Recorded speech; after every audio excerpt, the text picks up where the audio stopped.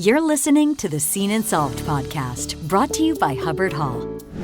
What are some of the more common mistakes that you see, just in general? Maybe list 2 or 3 that people make with their conversion coatings. Top 3 would probably be, first would be, surface preparation. So making sure that surface is clean and ready. Are they using the right products to get the cleaning done correctly?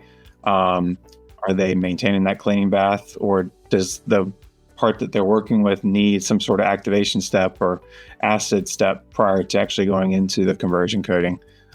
That's a common mistake or issue that we see with a lot of different customers. Second probably would be, are they maintaining their line in the right conditions? A lot of times they may be using the right product, they're just not using it the right way or in an optimal way for them to be able to achieve the best results that they need for their product. And lastly would probably be within the post-treatment, not thinking enough about what sort of post-treatment they need to apply.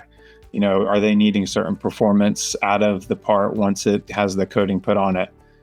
Do they need a certain look that they're going for, or are they set up in a way to apply the right corrosion protection for that sort of part in order to, have a successful operation?